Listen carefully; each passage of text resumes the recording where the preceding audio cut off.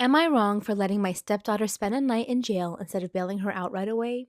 My wife, 38 female, and I, 39 male, have been married for 6 years. We have two kids, 8 and 5. My wife also has a daughter, Mary, 18, from before we got together. Mary is in her senior year of high school and lives with us. She will go see her bio dad 2 weekends a month, but due to her extracurricular activities, it is not always an every other weekend thing. Since bio dad lives about 2 hours away, Mary works out times with her dad for her to visit him and she drives herself there.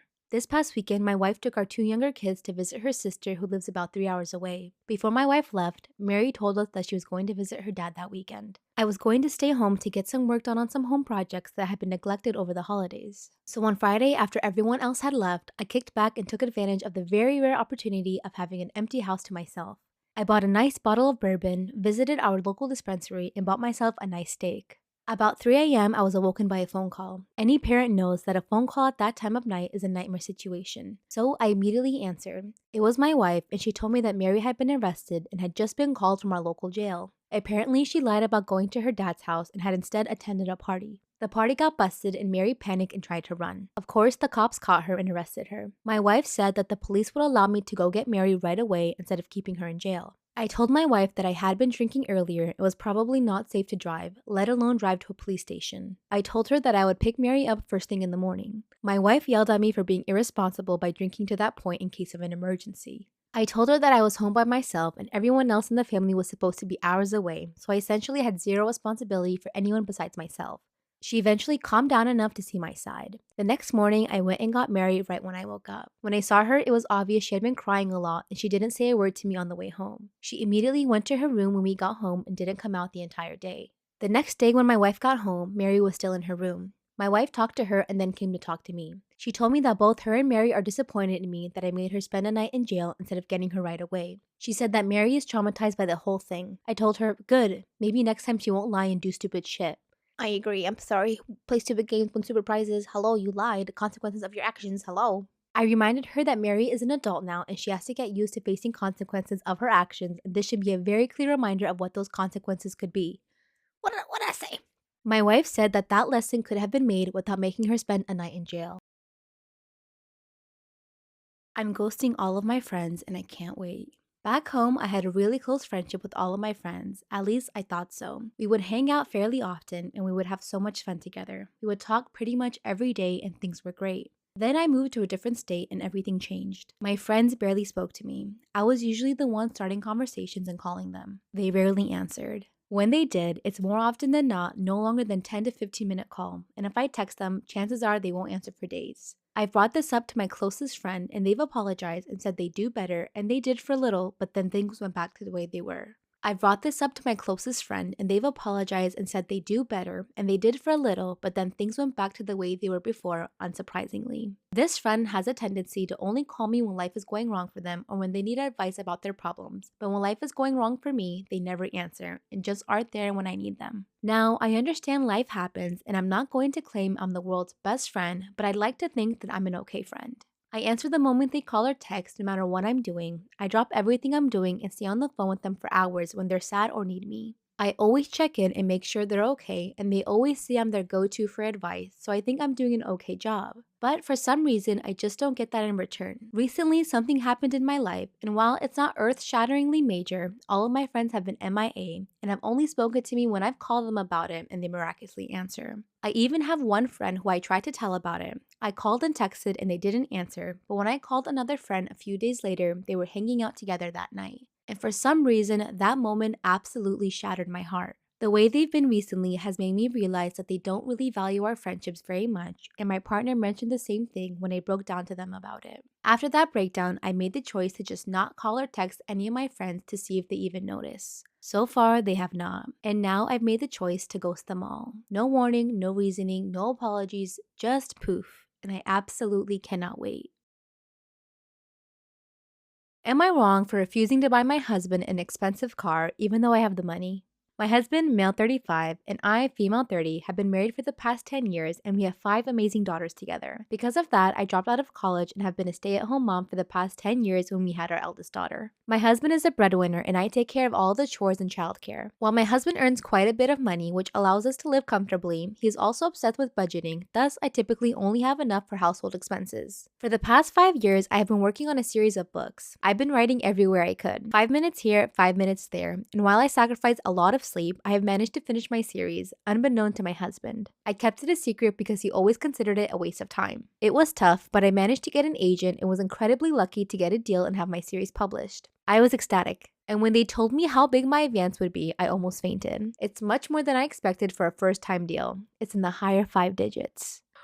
Damn! I didn't get into book writing shit! I haven't told my husband yet, and I had to borrow money from my sister to get an accountant. Ideally, I want that money saved up should something happen because I honestly don't know the details of our home finances or for our kids' future. Whatever will be needed, plus I would love to have some spending money without asking my husband, Greg. However, Greg found my contract and he is now demanding I get him a new car for Christmas. A very expensive new car which would cost majority of my advance. I politely refused, saying that he didn't need a car that expensive and that money was supposed to be saved up. I tried to explain my position, but he wouldn't have it. He basically called me an asshole without actually using the word. He said that because he supported me all these years, I owe him. And without him and his money, I wouldn't be where I am now. Oh my god.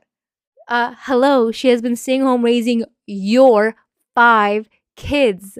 That shit is way, way harder than any job you can do from 9 to 5. Don't even, ew, the fact that he even says that says a lot about his character, and I really don't like that. It makes me, ugh, if he said that, ugh. He's told me that I either buy him a car or I have to start paying for household expenses half and half. Okay, does that mean he's gonna take care of the kids and do all of the household chores and stuff half and half? That's how it works, right? Because now you're bringing in income, you have to cut the parent roles in half too. So he needs to be wiping asses on the kids, taking care of them, dropping off to school and such, right? If that's how it's gonna work. It's not just paying the bills. The thing is, I would still be a stay-at-home mom. I don't know if my book will be a success. For all I know, this will be the only money I will ever get from my book deal because it'll flop. I don't like him. I know you have 5 kids with him, but like I really don't like him. And the fact that he said all of these things to you shows his character, and he is not a man. I don't like it. A real man would be so happy for you and be like, wow, babe, good for you. My hard work. Look at my babe. She's a book writer. Look at her. Like, he should be like, you know what? You've worked hard. You did all this and raised 5 kids. Oh, he sounds insecure.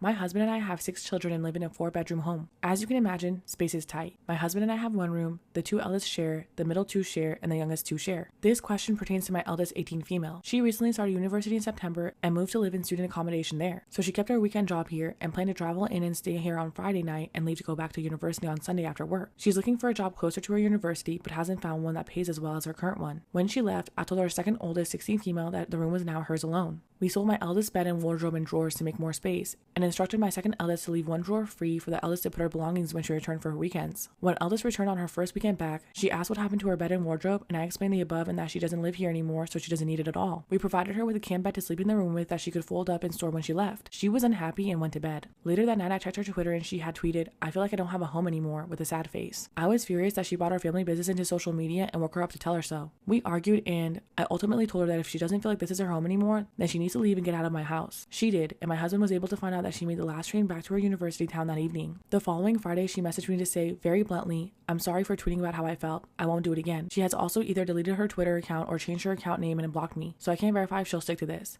However, I told her that I forgave her and that she's welcome to return again. She's not returned home since that weekend. Throughout the entirety of the month, she didn't come home once and has been instead traveling to and from work both Saturday and Sunday instead of coming to our home. I messaged to ask her when break begins to find out when she was returning, and she said that her flatmates' parents have told her that she can spend the break with them. That's what she'll be doing. Was I really wrong in how I dealt with this? That I've pushed my daughter away? My husband thinks so, and so does my second eldest, but I believe that I handled it well. Perhaps I shouldn't have told her to leave, but does that warrant her abandoning her family? Am I in the wrong for telling my daughter to leave for embarrassing me on social media? My boyfriend, 23 male, and I, 23 female, have been together nearly 5 years. We have been really good friends for about 3 years before we started dating, and I always liked his parents. Things were great when we first started dating, but within the past year, his mom has taken a turn. He's always been a bit of a mama's boy, but she's really ramped it up in the last year. This year, on a bunch of my special days, birthdays, our anniversary, my graduation party, she calls him and tells him big family news. On my birthday, she told him that she found a lump in her breast. 3 months prior and left it at that. Hours later, she called back after he was understandably upset the rest of the day and said, quote, "Oh yeah, it ended up being nothing, but I figured I should tell you." Also happened at my graduation party. She told him that a family member had been in a car crash 3 weeks prior and now is not doing well. One phone call with bad timing is understandable, but it happens pretty frequently. Also, they talk every day, so there's no reason why she wouldn't have told him prior. Most recently, we were at his grandparents' anniversary party, and he and I were dancing to Perfect by Ed Sheeran. Okay. About 30 seconds into the song, she came over and pushed me out of the way and said, quote, "Let me dance with my son." I walked away and he just let it happen, which was probably for the best as to not cause drama. I was super upset by this, as was he, and we had yet another conversation about his mom. They don't treat any of the other significant others like this, and I have no idea what I did to make things like this. She is not a widow, nor a single mom. She's been with my boyfriend's dad forever. I don't believe it has anything to do with a lack of emotional validation. My boyfriend is good at setting boundaries, but she just continues to cross them. How do I go about this?